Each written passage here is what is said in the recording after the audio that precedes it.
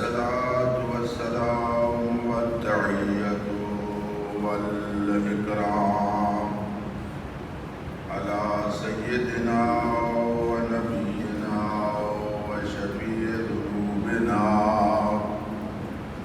وطبيب نفوسنا أبي القاسم محمد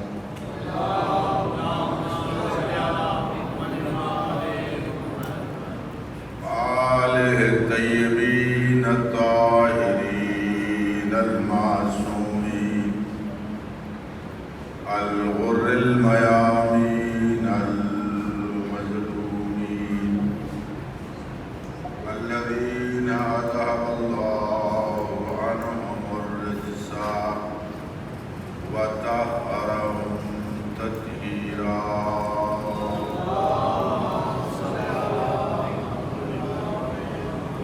واللعنة دائما على أعدائهم أجمعين أما بعد فقال الله سبحانه وتعالى في كتابه المجيد وفرقانه الحميد بسم الله الرحمن الرحيم قوا أنفسكم وأهليكم نارا صلوات محمد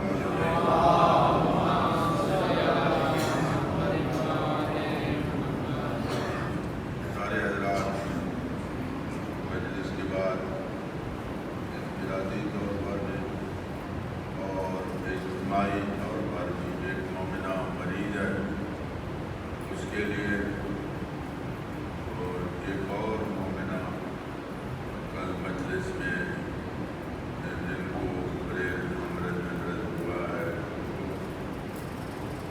دیگر جو مومنین مریض ہیں وہ ہم سب کے لیے ایک مرتبہ سورہ مبارکہ ان کی ایک مرتبہ صلوات پڑھ کے ان کو صحت کے لیے دعا کریں۔ صلوات پڑھیں۔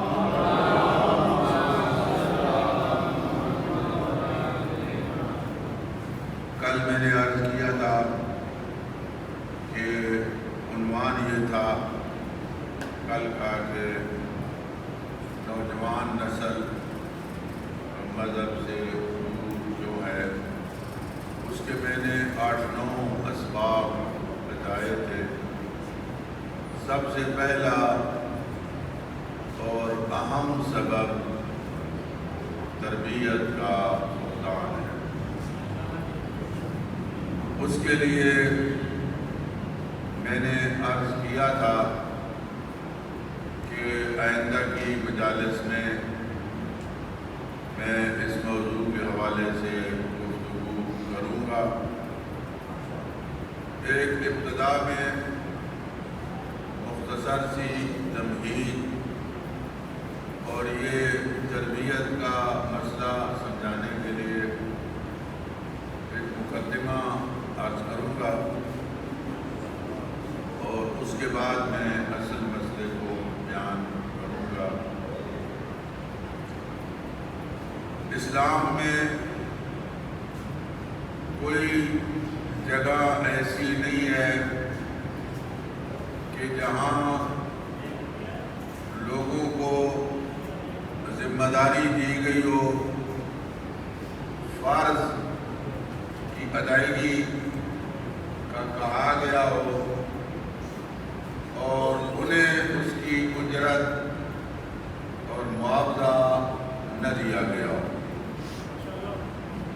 ذمہ داری اور حق یہ تو لفظ ہیں، ذمہ داری ان کا فریضہ، ان کے ذمے جو ڈیوٹی ہے وہ مراد ہے، اور حق سے مراد معاوضہ ہے، تنخواہ ہے اور اجرت ہے۔ یہ تو لفظ آپ یاد رکھیں گے کہ کوئی جگہ ایسی نہیں کہ اسلام ذمہ داری کا تو قائل ہو، فرض عائد کرے اور اجرت نہ دے، یہ نہیں ہو سکتا کسی جگہ پر بھی، یا اجرت دے اور ذمہ داری نہ دے، یہ بھی نہیں ہو سکتا۔ اگر اسلام کام لے اور اجرت نہ دے تو یہ ظلم ہوگا اور مزدور کا استحصال ہوگا، اور اگر اجرت دے اور کام نہ لے تو یہ اپنے ماننے والوں کو نکما کرنے کے مترادف ہوگا۔ اسلام دونوں چیزوں کا قائل ہے، ذمہ داری کا بھی اور حقوق کا بھی۔ یہ تو آپ نے دیکھا ہوگا کہ معاشرے میں حقوق کے نعرے لگائے جاتے ہیں، مزدوروں کے حقوق، ملازمین کے حقوق، کسانوں کے حقوق، ڈاکٹروں کے حقوق، یہ نعرے لگائے جاتے ہیں ہماری تنخواہیں بڑھائی جائیں، لیکن کبھی یہ نعرہ نہیں لگایا گیا ہوگا کہ ہماری ذمہ داری بڑھائی جائے، ہمارا کام بڑھایا جائے۔ کام کا نعرہ نہیں ہوگا، تنخواہ اور اجرت کا نعرہ ہوگا۔ اسلام نے دونوں چیزوں کو ساتھ ساتھ رکھا ہے۔ اگر ذمہ داری ہے تو اس کے ساتھ حق بھی ہے، اگر حق ہے تو اس کے ساتھ ذمہ داری بھی ہے۔ اگر ہم بنا بر واقعات دیکھیں تو ہم سب پر سب سے زیادہ حق کس کا ہے؟ تو ہر زبان سے یہ جملہ نکلے گا کہ ہم پر سب سے زیادہ حق اللہ تعالیٰ کی ذات کا ہے۔ اتنا نہ نبی کا حق ہے، نہ اتنا ولی و وسیع کا حق ہے، نہ باپ کا حق ہے، نہ بیوی کے لیے شوہر کا حق ہے، جتنا حق اللہ تعالیٰ کی ذات کا ہے۔ تو سوال یہ پیدا ہوتا ہے کہ اگر اللہ کا حق سب سے زیادہ ہے، اللہ کی ذمہ داری کیا ہے؟ اللہ کا فرض کیا ہے؟ اس کی ذمہ داری، جب ذمہ داری اور حق جدا نہیں ہے، حق اور فرض آپس میں جدا نہیں ہے، تو پھر اللہ کی ذمہ داری اور فرض کیا ہوگا؟ سوال یہ ہوگا کہ ذمہ داری تو وہ عائد کرتا ہے جو درجے کے لحاظ سے بلند ہو، اپنے جو نیچے عملہ ہوتا ہے یا کسی کو نائب بناتا ہے اس کی ذمہ داری اور فرض اس کے اوپر عائد کرتا ہے، جبکہ شیعہ نظریہ یہ ہے کہ اللہ سے بلند و بالا ہونا تو درکنار، اللہ جیسا ہی کائنات میں کوئی نہیں، لیسا کمثلہ شیء، اس جیسا کوئی نہیں، وہ بلند و بالا، وہ ہر ایک سے بلند، اس جیسا کائنات میں کوئی نہیں، نہ اس کے کوئی برابر۔ وہ ہستی جس کو ساری کائنات میں افضل بنایا، لولاک لما خلقت الافلاک، میرا حبیب اگر تو نہ ہوتا میں کائنات کی کوئی شے پیدا نہ کرتا۔ جو سید الانبیاء، ختم الرسل، ساری کائنات میں افضل، ان کے بارے میں آپ کو کہا انبیاء کے ذریعہ، نبی کے ذریعہ کہ اپنے ماننے والوں سے کہو جب 2 رکعت نماز پڑھ لیں دوسرے سجدے کے بعد بیٹھ جائیں، آپ ذرا اپنا عقیدہ تو بتائیں، جو آپ نے نماز پڑھی ہے کیا آپ کا عقیدہ بھی صحیح ہے یا نہیں؟ آپ کہتے ہیں اشہد ان لا الہ الا اللہ وحدہ لا شریک لہ، وَأَشْهَدُ أَنَّ مُحَمَّدًا عَبْدُهُ وَرَسُولُهُ۔ میرے اللہ، میرا عقیدہ یہ ہے کہ تو وحدہ لا شریک ہے، تیرا کوئی شریک نہیں، اور تیرا شریک کون ہو سکتا ہے؟ تیرا محبوب بندہ کائنات میں جو سب سے افضل ہے، میں اس کو بھی تیرا شریک نہیں مانتا، تیرا بندہ اور رسول مانتا ہوں۔ وہ تیرا بندہ اور وہ تیرا رسول ہے۔ جب وہ تیرا شریک نہیں تو اور تیرا کون شریک ہو سکتا ہے؟ اور آخر میں کہا کہ کچھ ہستیاں ایسی ہیں جو اس نبی کے ساتھ وابستہ ہیں، ان کو تشہد کا حصہ بنا دیا۔ اللہم صلی علی محمد و آل محمد، یہی تشہد ہے جو پیغمبر اکرم پہ نازل ہوا۔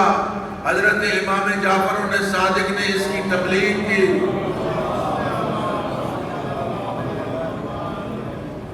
اور تمام شیعہ فقہ کی کتابوں کے اندر موجود ہے۔ میں یہاں ایک مسئلے کی وضاحت کرتے چلوں۔ کچھ مسائل توقیفی ہیں۔ توقیفی کا معنی اللہ کی طرف سے ہے، ہم نے نہیں بنائے، نہ نبی نے بنائے، بلکہ اللہ کی طرف سے نازل ہوئے۔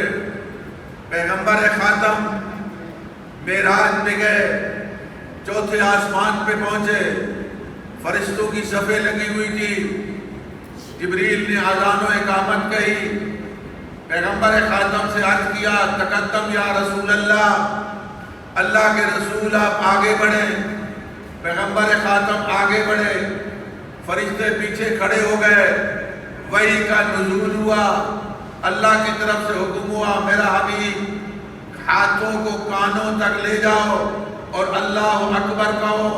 پیغمبر خاتم نے اللہ اکبر کہا، فرمایا اب سورہ فاتحہ پڑھو، اب دوسری سورہ پڑھو، اب رکوع میں جاؤ، رکوع میں یہ ذکر کرو، اب رکوع سے اٹھو، سجدے میں جاؤ، سجدے میں یہ ذکر کرو، سجدے سے اٹھو، پھر دوسرے سجدے میں جاؤ، پھر کھڑے ہو جاؤ، پھر پہلی رکعت کی طرح دوسری رکعت پڑھو، پھر رکوع سے پہلے قنوت پڑھو، قنوت کے بعد رکوع میں جاؤ، پھر 2 سجدے کرو، سجدے کے بعد بیٹھ جاؤ اور یہ تشہد پڑھو، الحمدللہ اشہد ان لا الہ الا اللہ وحدہ لا شریک لہ واشہد ان محمدا عبدہ ورسولہ اللہم صلی علی محمد و آل محمد۔ یہ تشہد، یہ نماز اللہ کی طرف سے آئی ہے۔ اس نماز میں پیغمبر اکرم کو کمی یا زیادتی کا اختیار نہیں، کسی نتھو خیرے کو کیسے اختیار ہے؟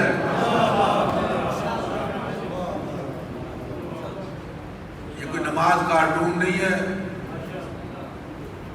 کبھی کان بڑھا دیے، کبھی ناک بڑھا دیا، کبھی دانت بڑھا دیے۔ یہ شریعت ہے، یہ شریعت اللہ کی طرف سے آئی ہے، پیغمبر خاتم پہ آئی ہے، اور جو کچھ پیغمبر خاتم نے پہنچایا ہے اس میں ائمہ کمی اور زیادتی نہیں کر سکتے۔ ائمہ کو اختیار نہیں ہے، ہر شے کو تماشا نہ بناؤ، نماز کو نماز رہنے دو، حج کو حج رہنے دو، روزے کو روزہ رہنے دو۔ یہ تمہارے اختیار میں نہیں ہے کہ کم کر دیں یا زیادہ کر دیں۔ تو ہم نے اپنا عقیدہ بتا دیا کہ میرے اللہ، میں کسی کو تیرا شریک نہیں بناتا۔ جب تیرا حبیب تجھ جیسا نہیں، تیرا حبیب بھی تیرا بندہ ہے، تیرا رسول ہے، وہ ہستی جو جن کا یہ اعلان ہے انا عبد من عبید محمد۔ یاد رکھو دنیا والو، اگر مجھے پہچاننا چاہتے ہو تو مجھے رب کے نام سے نہ پہچانو، خالق کے نام سے نہ پہچانو، اور صفات جو اللہ کے ان سے نہ پہچانو۔ مجھے اگر پہچاننا ہے تو میں اپنا مقام بتاتا ہوں، انا عبد من عبید محمد، میں پیغمبر کے غلاموں میں سے غلام ہوں۔ اور اس سے عظمت ہے کہ جس پیغمبر کا غلام علی جیسا ہو اس پیغمبر کی کتنی عظمت ہو. یہ عظمت ہے. مولانا سید محمد یار شاہ آل اللہ مقامہ کا جملہ اور اسی قسم کا جملہ آیت اللہ العظمیٰ سید سیستانی کا بھی ہے جو ظاہرین گئے ہیں. انہوں نے بیان کیا کہ مرحوم علامہ سید محمد یار شاہ، اس لیے ان کا نام لیتا ہوں کہ بزرگوں کی یاد تازہ رہے، ورنہ کیسے بتایا جا سکتا ہے. وہ فرماتے تھے کہ اگر ان ہستیوں کا تعارف پوچھنا ہے تو میں بتاتا ہوں. فرمایا اللہ کی ذات کون ہے، پیغمبر کی ذات کون ہے، اور علی ابن ابی طالب کی ذات کون ہے. فرمایا اگر علی کو پہچانتے ہو تو علی سے اگر کوئی بلند و بالا ہے تو وہ اللہ کی ذات ہے، وہ علی کا خالق ہے. علی کا خالق اللہ ہے، خالق کرنے والا اللہ ہے.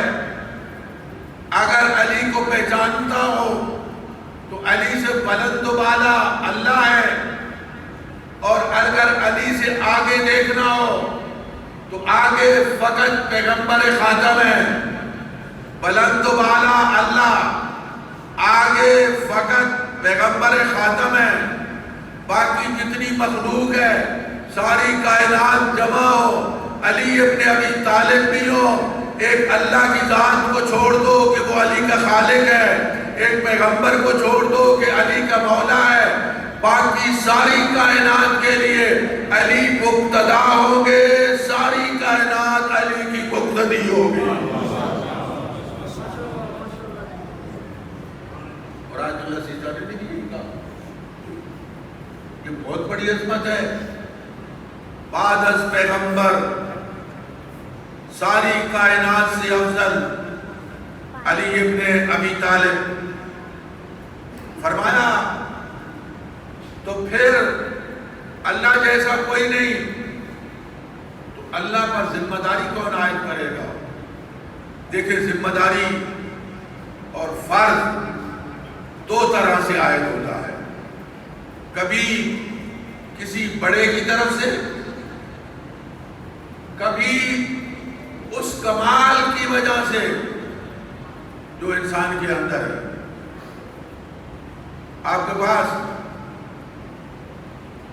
عالم دین بازار میں آ گئے، لباس پہنا ہوا ہے، امامہ ہے، عبا ہے، اور آپ دیکھتے ہیں کہ دامن میں کوئی چیز دیے ہوئے ہیں اور چل بھی رہے ہیں اور کھا بھی رہے ہیں.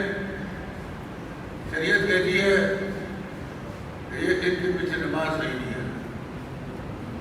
کیوں؟ بازار میں کھانا پینا ناجائز ہے؟ نہیں جائز ہے. تو پھر ان کے لیے جائز نہیں.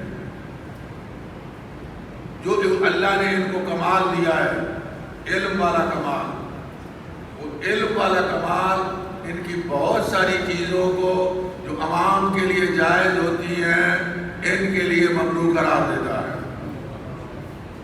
ہمارے ہاں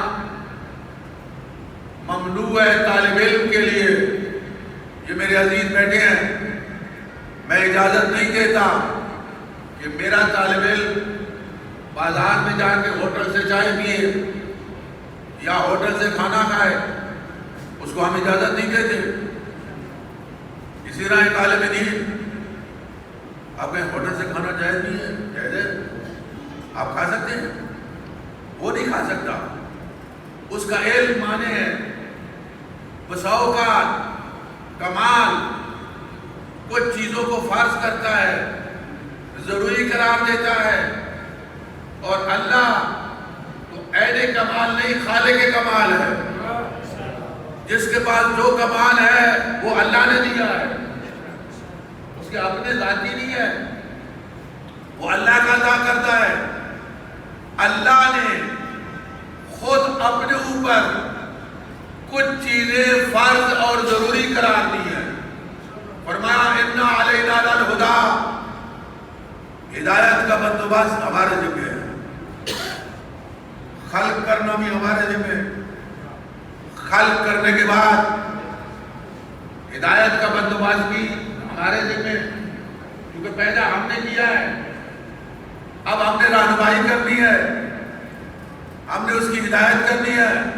وَخَلَقَ كُلَّ شَيْءٍ فَهَدَىٰ، اس نے ہر چیز کو پیدا کیا اور پیدا کرنے کے بعد فوراً ہدایت کا بندوبست کیا۔ روئے زمین پر جو پہلا انسان بھیجا اس کو بغیر فاصلے کے پہلا ہاتھی بنا دیا۔ پہلا انسان، پہلا ہاتھی حضرت آدم پہلے ہاتھی بنے، اور آپ کہیں گے کہ خلق کرنے کے بعد فوراً کیسے ہدایت؟ میں دو مثالیں عرض کرتا ہوں۔ آپ دو انڈے لے لیں، ایک مرغابی کا ایک مرغی کا، ان کے دو چوزے نکلوا لیں۔ آج کل نکل سکتے ہیں، چوزے نکل گئے، ان دونوں کو حوض کے کنارے لے جائیں، ابھی پیدا ہوئے، حوض کے کنارے لے جائیں۔ جو مرغابی کا بچہ ہے وہ پانی میں جائے گا، جو مرغی کا بچہ ہے وہ پانی سے پیچھے ہٹے گا۔ کیوں؟ مرغابی کے بچے کو پتا ہے میری زندگی پانی میں ہے، مرغی کو بچے کو پتا ہے میری زندگی خشکی میں ہے۔ میں آپ سے پوچھتا ہوں، ابھی پیدا ہوا ہے، اس کو بتایا کس نے ہے؟ جس نے خلق کیا ہے اسی نے بتایا ہے، اسی نے بتایا ہے۔ چھوٹا بچہ ہے، آج پیدا ہوا، آج پیدا ہوا، آپ گئے، آپ نے منہ ماری، بچہ آنکھیں بند کر لے گا۔ جب حملہ ہو، انسان پہلا کام کیا کرتا ہے؟ آنکھیں بند کرتا ہے، آنکھوں کی بات کرتا ہے۔ آپ نے پھونک ماری، بچے کو پتہ چل گیا میرے اوپر حملہ ہونے والا ہے، اس نے آنکھیں بند کر لی۔ اس نومولود کو کس نے بتایا کہ تیرے اوپر حملہ ہونے والا ہے، اپنی آنکھیں بند کرو؟ یہ جس نے پیدا کیا ہے اسی نے بتایا۔ ہدایت کی دو قسمیں ہیں، ہدایت تکوینی، ہدایت تشریعی۔ ہدایت تکوینی اللہ کی طرف سے ہوتی ہے، ہدایت تشریعی بھی اللہ کی طرف سے ہے، لیکن واسطے کے ساتھ انبیاء کے ذریعہ، آسمانی کتابوں کے ذریعہ، اولیاء کے ذریعہ۔ اللہ نے فرمایا تمہاری ہدایت ہمارے ذمے، ہم نے ہدایت کرنی ہے، اور فرمایا کہ اور کا ذمہ ہے ما من دابۃ فی الارض علی اللہ رزقها، اس زمین پر جو بھی جاندار موجود ہے اس کا رزق میرے ذمہ ہے۔ رازق میں ہوں، رزق دینے والا میں ہوں۔ کیوں؟ پیدا میں نے کیا، پیدا میں نے کیا ہے، اب تیرے رزق کا بندوبست بھی میرے ذمہ ہے، میں نے رزق دینا ہے۔ ایک مثال دیتا ہوں، حضرت موسیٰ اللہ کے بڑے پیارے شاگرد، بہت پیارے شاگرد۔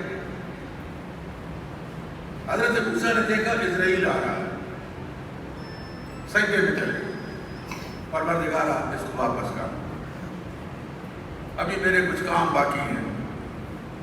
اسرائیل واپس نہیں ہوتا ہر جگہ پہ، کچھ جگہ ایسی ہیں، کچھ ہستیاں ایسی ہیں، پروردگارا اسے واپس کر، میرا بچہ چھوٹا ہے، میں اس کو پال، میں تھوڑا بڑا کر، جب چلنے پھرنے کے قابل ہو جائے گا، بڑا ہو جائے گا، پھر اسرائیل کو بھیج دینا، پھر یہ میری روح قبض کر لے گا۔ اللہ نے فرمایا اسرائیل واپس آ جا۔ اسرائیل واپس چلا گیا۔ اللہ کی ذات نے فرمایا موسیٰ ذرا عصا کے لے کے چلو، دریا کے کنارے آ جاؤ۔ موسیٰ نبی دریا کے کنارے آئے، فرمایا عصا دریا میں مارو، عصا مارا، دریا تو لخت ہوا، ایک بہت بڑی چٹان تھی، فرمایا اپنا عصا اس چٹان کے اوپر مارو۔ موسیٰ نے عصا چٹان کے اوپر مارا، اندر سے ایک چھوٹا سا کیڑا نکلا جس کے منہ میں ایک دانہ تھا، فرمایا موسیٰ میں اس کو رزق دے رہا ہوں، تیرے بچے کو نہیں دوں گا۔ اب کہا پروردگار اب اسرائیل کو بھیج دے۔ فرمایا تمہارا رزق میرے ذمہ ہے، اللہ یبسط الرزق و یقبض، رزق کا بڑھانا بھی اس کے ہاتھ میں ہے، رزق کا کام کرنا بھی اس کے ہاتھ میں ہے۔ ناجم بلاغہ میں مولا امین فرماتے ہیں الرزق مقسوم، رزق تیرے مقدر میں رکھ دیا گیا ہے، رزق اللہ نے تقسیم کر دیا ہے۔ جب اللہ نے تقسیم کر دیا ہے تو زیادہ پاپڑ بیلنے کی ضرورت کیا ہے؟ اللہ نے تیرے مقدر میں رکھ دیا ہے، وہ تجھے ملے گا، لیکن اس کو حلال بنانا اور حرام بنانا یہ تیرا کام ہے۔ عین ممکن ہے کہ تو حلال کو حرام بنا دے، وہ حلال لیکن تو حرام بنا دے۔ کس طرح؟ مولا امیر آئے، گھوڑے پہ سوار ہے، گھوڑے سے اترے، مسجد کے دروازے پہ ایک شخص کھڑا تھا، فرمایا اس گھوڑے کو پکڑو، میں مسجد سے 2 رکعت نماز پڑھ کے آتا ہوں۔ حضرت گئے، واپس آئے تو گھوڑا کھڑا ہوا ہے، لگام نہیں ہے، بندہ بھی نہیں ہے اور لگام بھی نہیں۔ حضرت نے واپسی پہ سوچا کہ میں نے اس بندے کو روکا تھا، میں 2 درہم اس کو دوں گا۔ حضرت واپس آئے، گھوڑا کھڑا ہوا ہے، لگام نہیں ہے، بندہ بھی نہیں ہے۔ حضرت بھی بازار کی طرف چل پڑے، پہلی دکان پہ گئے تو وہ لگام لٹک گئی۔ حضرت نے دکاندار سے پوچھا کہ یہ لگام فروخت کرنی ہے؟ عرض کیا حضرت ابھی کوئی آیا ہے 2 درہم کی دے گیا ہے، آپ 2 درہم مجھے دے دیں، یہ لگام لے لیں۔ حضرت نے وہ لگام لے لی، فرمایا میں نے اس کے لیے حلال کا انتخاب کیا تھا، اس نے اپنے لیے حرام کا انتخاب کیا۔ وہ فرمایا رزق ہوتا ہی حلال ہے، جو اللہ کی طرف سے رزق ہوتا ہے وہ حلال ہوتا ہے۔ حرام رزق خدا کسی کو نہیں دیتا، حرام کو بندہ خود کرتا ہے۔ اگر کوئی سود لے رہا ہے تو خود کر رہا ہے، اگر کوئی ملاوٹ کر کے پیسہ لے رہا ہے تو خود کر رہا ہے، اگر کوئی کم توڑ کے رزق لے رہا ہے تو وہ خود کر رہا ہے۔ اللہ جو دے گا وہ حلال ہی ہوگا۔ صلوات پڑھے بلند آواز سے۔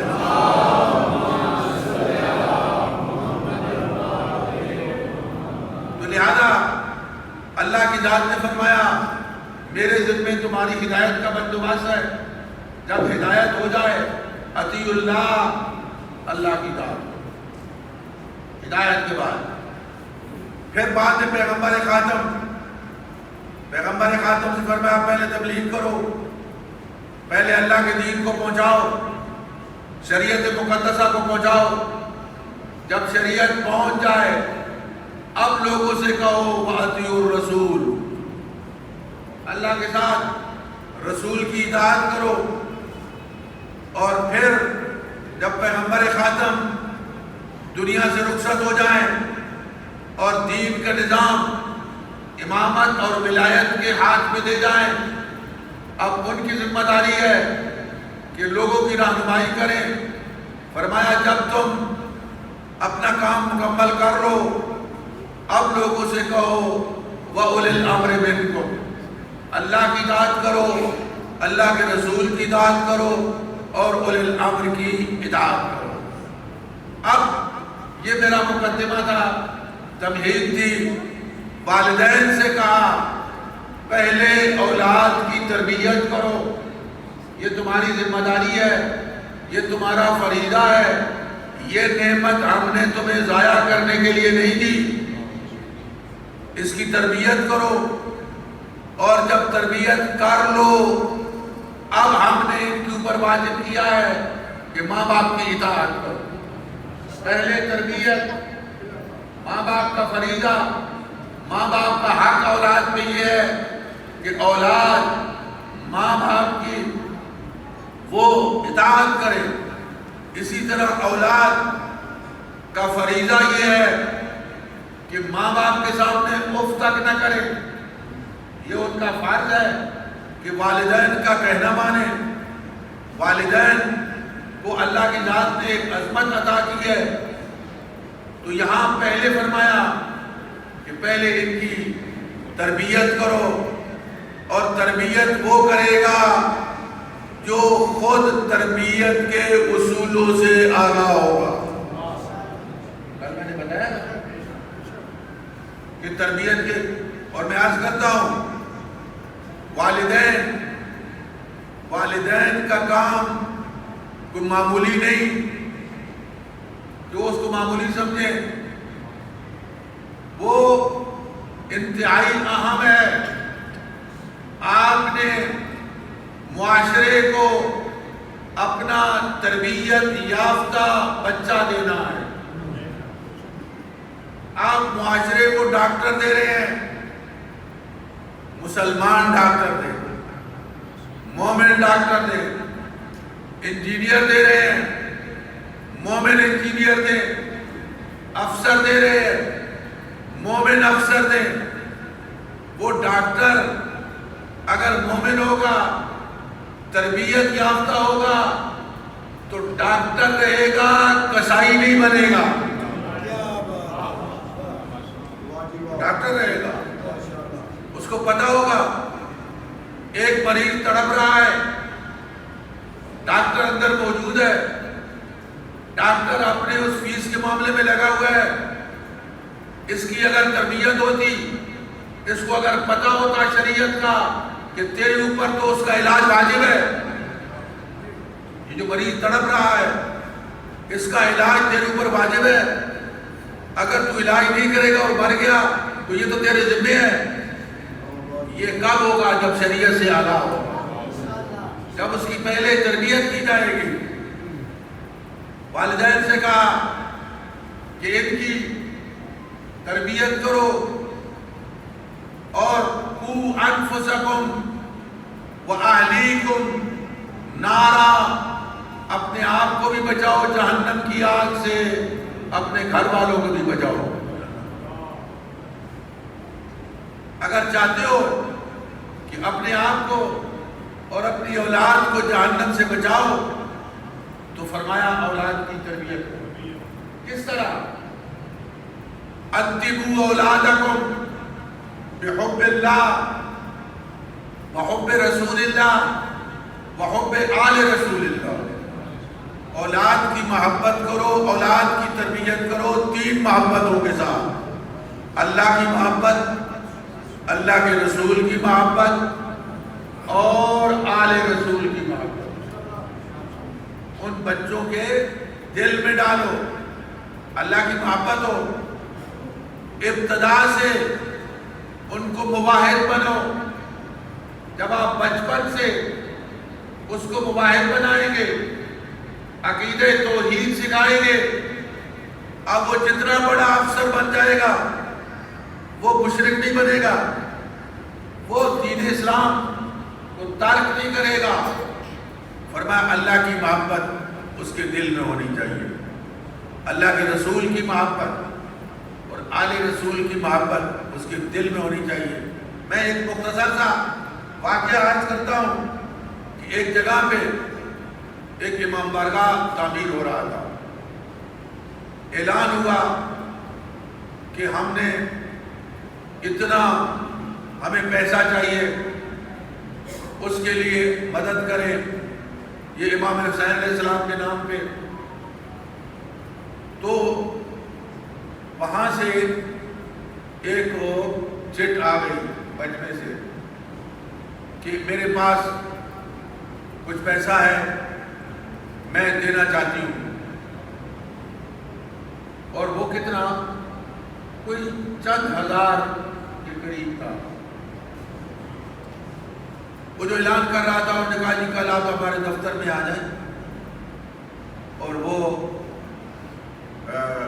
آپ سے بات ہو جائے گی. وہ خاتون وہ خاتون بچی کو لے آئی، بچی یتیم تھی، اس نے کہا یہ میرا پیسہ ہے، ماں جو مجھے سکول جانے سے پہلے جو جیب خرچ دیتی تھی میں اس سے رکھتی، تھوڑا تھوڑا بچا کے رکھتی رہی۔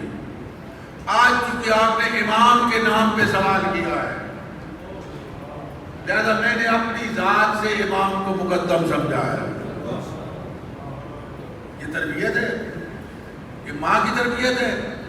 بچی یتیم ہے، ماں نے تربیت اس انداز سے کی کہ اگر تجھ سے زیادہ اہم ہستی کے بارے میں سوال ہوتا ہے تو پھر دریغ نہ کرو، پھر وہ پیسہ اس مقصد کے لیے دے دو۔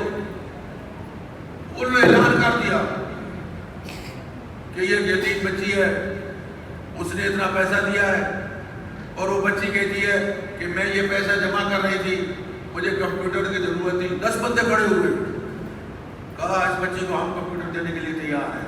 رازق اللہ ہے، رازق اللہ ہے، رزق کا بندوبست کرنے والا اللہ ہے۔ میں نے کہا بچوں کے دل میں آپ آل رسول کی محبت ڈالیں، پیغمبر خاتم کی محبت ڈالیں اور اللہ کی محبت ڈالیں، تربیت اس انداز سے کریں کہ وہ کبھی اللہ کے حکم کو نہ ٹھکرائیں، پیغمبر کے حکم کو نہ ٹھکرائیں، آل پیغمبر کے حکم کو نہ ٹھکرائیں۔ اگر آپ تربیت کریں گے، اگر آپ کو قرآن کی تعلیم دیں گے، معصومین کی فرامین کی تعلیم دیں گے، بچے کو بتائیں گے کہ ایک ہمارا محسن ہے، اس نے ہمیں اتنی نعمتیں عطا کی ہیں، ہم اس کا شکریہ ادا کرنا چاہیں تو شکریہ ادا نہیں کر سکتے، ہم اس کی نعمتوں کو شمار نہیں کر سکتے۔ ہمارا فریضہ ہے کہ ہم 5 ٹائم پر اس کا سجدہ کریں، اس کی نعمتوں کا ہم شکریہ ادا کریں۔ جب بچپن میں یہ بات بچے کے ذہن میں آپ بٹھا دیں گے کہ میرا ایک خالق ہے، میرا ایک محسن ہے جس نے میرے اوپر اتنی نعمتیں دی، میں ان کو شمار نہیں کر سکتا، نہیں ہو سکتا کہ بڑا ہو کے اس سے نماز قضا ہو جائے گی۔ نہیں ہوگی قضا جب آپ نے بچپن سے سکھایا ہے۔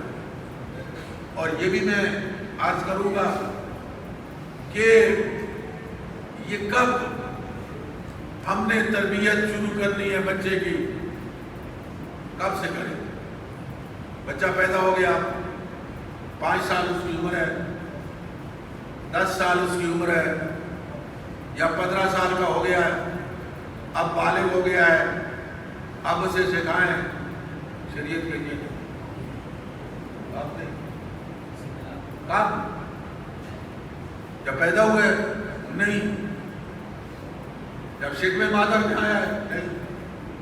کب؟ اولاد کی تربیت کا کب سوچیں؟ فرمایا جس دن آپ نے فیصلہ کیا اب مجھے شریک حیات چاہیے، اسی دن اپنی اولاد کی تربیت کا سوچیں۔ اگرچہ شادی کے نتیجے میں ضروری نہیں کہ اولاد ہو، کئی وہ ہیں شادی ہو گئی بلکہ ایک سے زیادہ کر لی، دولت رکھتے ہیں، ہر قسم کی دولت، اولاد نہیں۔ میں کہتا ہوں صاحبان اولاد، تم کتنا اللہ کا تمہارے اوپر کتنا کرم ہے کہ تمہیں صاحب اولاد بنا دیا۔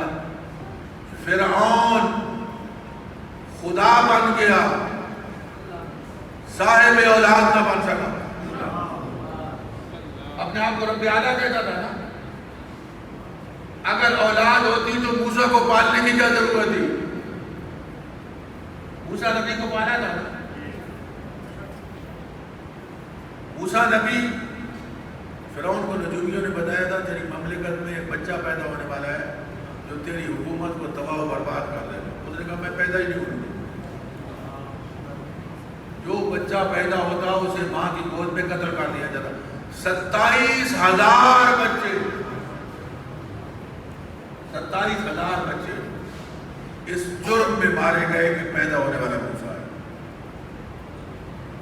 مولانا سید صفدر حسین مرحوم خدا انہیں بڑی کرامت کرے، وہ فرماتے تھے فرعون کہہ رہا تھا پیدا نہیں ہوگا، خالق اکبر کی آواز آ رہی تھی پیدا ہوگا.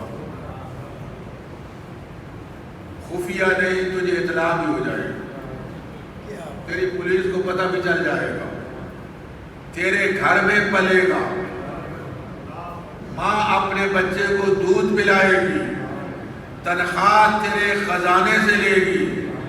تو کہہ رہا ہے انا ربکم الاعلیٰ، میں تیرا بھی خالق ہوں.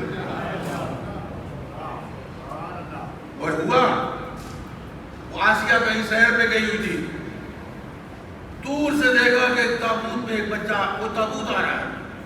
سہیلیوں نے کہا وہ دریا میں کوئی تابوت ہے. آسیہ نے کہا جاؤ جاؤ اس کو پکڑو.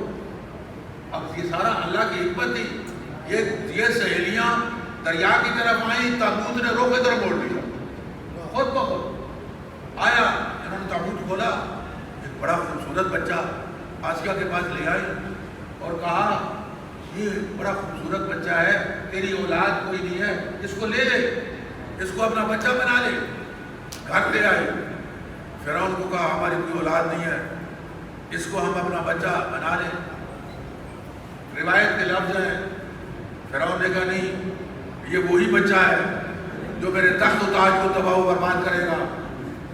آسیہ نے کہا یہ تو پتہ نہیں کہاں سے آیا، وہ دریا سے آیا ہے، وہ تو ادھر پیدا ہوگا جو تیرے تخت و تاج کو برباد کرے گا. اتنی دیر تک حضرت موسیٰ انگوٹھا اپنے منہ میں لیے ہوئے بڑے مزے سے انگوٹھا چوستے بھی رہے، آسیہ اور فرعون کا مکالمہ سنتے بھی رہے. جب صنف نازک نے فرعون کو قائل کر لیا، اور عموماً ایسے ہوتا ہے صنف نازک عموماً قائل کر لیتے ہیں. اب موسیٰ علیہ السلام نے انگوٹھا نکال لیا، اب رونا شروع کر دیا. پہلے انگوٹھا منہ کے تھا خاموش، اب جب رونا شروع کیا تو سوال پیدا ہو گیا کہ اس بچے کے لیے تو کوئی عورت لائی جائے جو دودھ پلائے، جو چھوٹا بچہ ہے، جو عورت بلاتے. موسیٰ دوسری طرف منہ لے، ادھر سے بلایا دوسری طرف منہ لے. موسیٰ کی بہن دربار میں پہنچ گئی، خبر پھیل گئی. وہ کیا کہتے ہیں، وہ خبر تازہ خبر جو ٹی وی پہ نشر ہوتی ہے، لیکن وہ خبر نشر ہو گئی کہ بچہ کوئی ہے فرعون کے گھر میں. تو وہ حضرت موسیٰ کی بہن گئی اور دیکھا بھائی تو آیا ہوا ہے. جلدی جلدی آئی اور امی کو بتایا، امی بھائی تو فرعون کے دربار میں آیا ہوا ہے. واپس آئی اور آسیہ سے کہا میرے محلے میں ایک عورت ہے، اگر تو چاہے تو میں اس کو دودھ کے لیے لے آؤں. کہا جلدی جاؤ لے کے آؤ. آئی اور والدہ کو کہا وہ آسیہ بلا رہی ہے. اب ماں جانتی تھی کہ میرا بیٹا ہے، بیٹا جانتا تھا یہ میری ماں ہے. حضرت موسیٰ کو اشارہ کیا ماں نے، اور موسیٰ لپک کے ماں کے ہاتھوں میں آئے اور ماں نے اشارہ کیا تو دودھ پینا شروع کر دیا. فرعون کہہ رہا تھا انا ربکم الاعلیٰ، میں سب سے بڑا رب ہوں، میں پیدا ہی نہیں ہونے دوں گا. خالق وہ ہے، اس نے پیدا کیا. تو فرمایا کب سے جس دن تمہارے ذہن میں یہ خیال پیدا ہوا ہم نے نئی زندگی میں قدم رکھنا ہے، اس دن سوچو کہ ہمارے لیے شریک حیات کون سی. معصوم نے کیا فرمایا؟ معصوم نے فرمایا جب تمہارے پاس کوئی رشتہ مانگنے کے لیے آئے اور وہ مومن بھی ہو، دیندار بھی ہو، با اخلاق بھی ہو، فرمایا انکار نہ کرو. یہ اللہ کی نعمت ہے بندے کا تیرے گھر میں آنا، یہ اللہ کی نعمت ہے اس کو رشتہ دے دو۔ اسی طرح مرد کے لیے کہا جو خاتون دیندار ہو، صاحب ایمان ہو، با اخلاق ہو، با عفت ہو، اس کا رشتہ لے لو۔ جب دونوں با کمال ہوں گے تو ان سے جو اولاد پیدا ہوگی وہ بھی با کمال ہوگی، کیونکہ بچہ دونوں کا اثر لے کے آتا ہے۔ اور اس کا ایک جملہ عرض کرتا ہوں، قرآن مجید سورہ الرحمن فرمایا مرج البحرین یلتقیان بینہما برزخ لا یبغیان فبأی آلاء ربکما تکذبان یخرج منہما اللؤلؤ والمرجان۔ جب دو دریا ملتے ہیں، پانی کے نہیں ہیں، یہ دریا پانی کے نہیں، جب دو دریا ملتے ہیں، یہ دریا کس چیز کے ہیں؟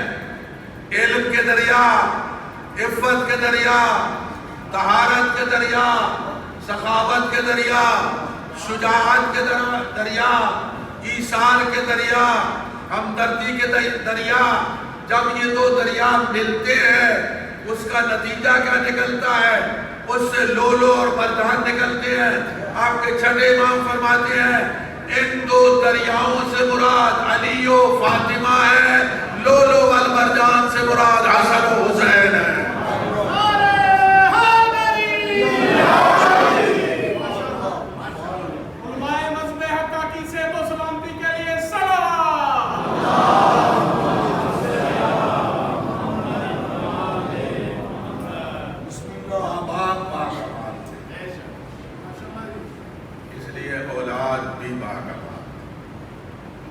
ماں باپ میں کوئی نقص نہ تھا، اولاد بھی معصوم۔ اور اس کو میں اگر یوں کہہ دوں تو حقیقت ہوگی، دیکھیں جتنے انبیاء گزرے ہیں، انبیاء معصوم تھے، کسی بیوی کی، کسی نبی کی بیوی معصومہ نہیں ہے۔ حضرت مریم معصوم ہے تو ان کا شوہر ہی کوئی نہیں۔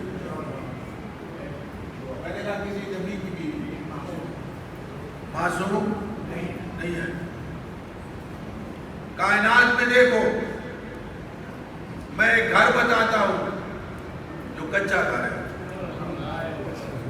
کنکریٹ سے نہیں بنا ہوا، سریا اس میں نہیں لگا ہوا، سیمنٹ نہیں لگا ہوا، بالکل کچا گھر، گارے اور پتھروں سے دیواریں بنی ہوئی ہیں، لیکن اتنا عظیم گھر ہے، کائنات میں ایسا کوئی گھر نہیں۔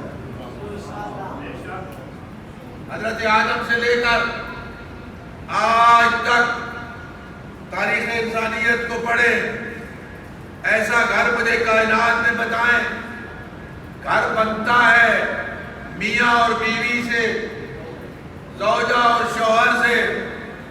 جب شوہر زوجہ لے کے آتا ہے اپنے گھر میں تو اب دو رکن جب اکٹھے ہوتے ہیں گھر مکمل ہوتا ہے۔ مجھے کائنات میں آدم سے لے کر آج تک کوئی ایسا گھر بتاؤ جس کے دونوں رکن معصوم ہو، زوجہ بھی معصومہ ہو، شوہر بھی معصوم ہو، سوائے علی و فاطمہ کے۔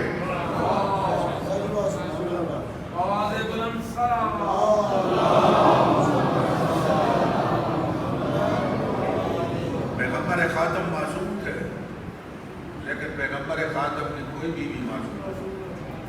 خدیجۃ الکبریٰ نیک تھی، معصومہ نہیں۔ ام سلمہ نیک تھی، معصومہ نہیں تھی۔ میرا سلام ہو اس کچے گھر کو جس میں ماں بھی معصوم، باپ بھی معصوم، ان سے پیدا ہونے والے بیٹے بھی معصوم، بیٹیاں محفوظ عن الخطا۔ کائنات میں آپ کو کوئی ایسا گھر نہیں ملے گا۔ اور اور یہ اس تربیت کا نتیجہ تھا کہ خاتون جنت نے جو احسان کیا امت مسلمہ پر، بابے کی امت کو تربیت یافتہ اولاد، امام حسن کی تربیت کی ان کے حالات کے مطابق، اور امام حسین کی تربیت کی ان کے حالات کے مطابق۔ میں آپ سے سوال کرتا ہوں کہ جب امام کو علم امامت سے پتہ تھا کہ میں نے کربلا جانا ہے، تو مدینے کا رستہ مکے سے تو نہیں جاتا، وہ مدینے سے تو سیدھا عراق رستہ جاتا ہے۔ مکے گئے، پھر مکے سے دوبارہ مدینے آئے۔ امام نے یہ کیوں کیا؟ امام علیہ السلام نے اپنا راستہ مکے کی طرف سے مکے کیوں گئے؟ امام حالات سے اللہ کے دیے ہوئے علم کے مطابق جانتے تھے۔ وہ زمانہ میڈیا کا زمانہ نہیں تھا۔ اس زمانے میں خبریں کس طرح جاتی تھی؟ اونٹوں پر، گھوڑوں پر لوگ جاتے تھے، دوسرے شہروں میں خبریں پہنچاتے تھے۔ امام اپنی شہادت کو مبہم بھی نہیں رکھنا چاہتے تھے، کوئی دنیا آگاہ نہ ہو، میرا خون ریگان نہ جائے۔ امام چاہتے تھے کہ میرے مظلوم خون کی خبر، میری شہادت کی خبر دنیا کے کونے کونے میں پہنچے۔ امام نے مکے کا انتخاب کیا، اور مکے میں بھی حج کے موقع کا کہ 8 ذی الحج کو جب ساری دنیا آ رہی ہے، امام نے بڑا تفصیلی خطبہ بھی دیا ہے۔ لوگ وہاں بھی روکنے کے لیے آئے، مدینے میں بھی روکا، یہاں بھی روکا۔ محمد ابن حنفیہ کو اپنا جانشین بنا کے گئے تھے، جو مستورات مدینے میں تھی، جو ہاشمیات آئے، کہا آپ نہ جائیں، عراق نہ جائیں۔ امام نے فرمایا بھیا محمد حنفیہ نانا کی زیارت کے لیے گیا تھا، آنکھ لگ گئی، نانا نے کہا میرے لال حسین تو نے عراق جانا ہے، ان اللہ شاء ان یراک قتیلا، میرے رب کی مشیت یہ ہے کہ تو نے کربلا میں قربانی دینی ہے۔ اب محمد ابن حنفیہ علوی تھے، ہاشمی تھے، کہا پھر بھیا حسین ان نبی زادیوں کو کیوں ساتھ لے کے جا رہے ہو؟ جب آپ کو یقین ہے کہ وہاں میری شہادت ہو جانی ہے تو ان کو کیوں لے کے جا رہے ہو؟ فرمایا ان اللہ شاء ان یراہن سبایا، میرے پروردگار کی مشیت یہ ہے کہ میری شہادت کے بعد یہ رسل پہن کے بازاروں میں جا کے خطبے دیں۔ میں نبی زادیوں کو اس لیے ساتھ لے کے جا رہا ہوں، عبداللہ نابینا تھے اس لیے نہیں جا سکے تھے۔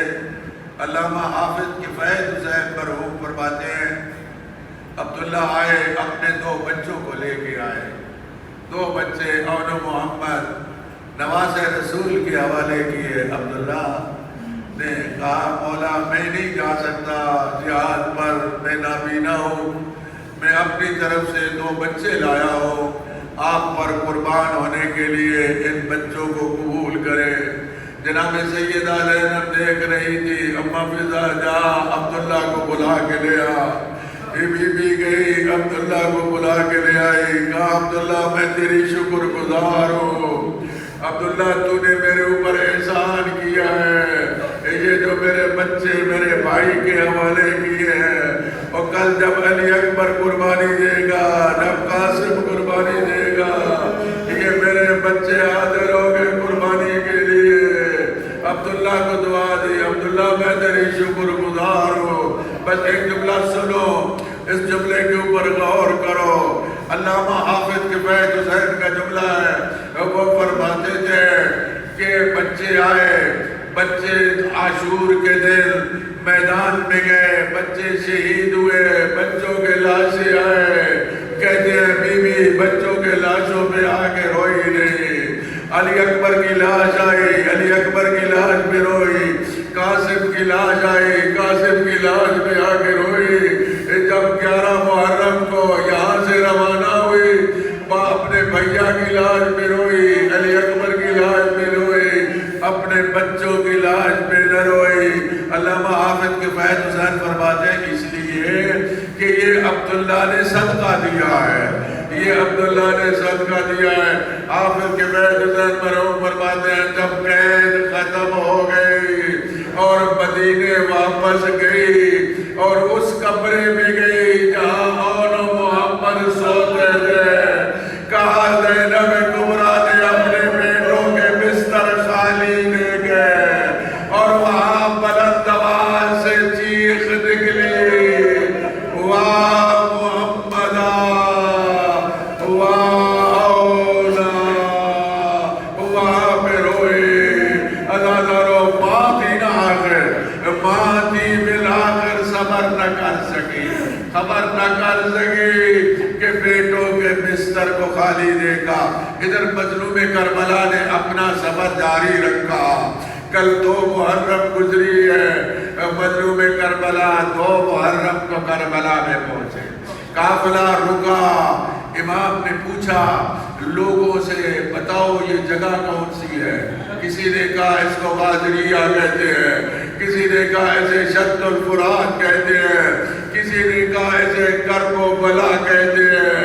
فرمایا عباس آہنا معلتو رحالنا, عباس سواریاں اتارو, یہی وہ جگہ ہے جہاں ہماری قبریں بنے گی, یہی وہ جگہ ہے جہاں ہمارے خیموں کو لوٹا جائے گا. عباس یہی وہ جگہ ہے جہاں میری بہنیں رسن پہن کے شام و کوفہ کے بازاروں میں جائے گی. ادادر و مظلوم کربلا نے یہاں 3 کام کیے, بس جلدی جلدی یہ جملہ سن لو. پہلا کام کیا خیموں کو نصب کیا, دوسرا کام کیا اصحاب کو خطبہ دیا. روایت کہتی ہے تیسرا کام امام نے کیا کیا, امام نے اپنے اہل بیت کو جمع کیا. سارے اہل بیت جمع ہو گئے. اور اب امام نے اپنے مذاہب پڑھنے شروع کیے. بیویوں سے بتایا اس جگہ پہ ہمارے ساتھ کیا ہوگا. فرمایا میرا اکبر مارا جائے گا اور میرا قاسم مارا جائے گا, میرے اون محمد قربان ہو جائیں گے. الا لعنت اللہ علی القوم الظالمین وسیعلم الذین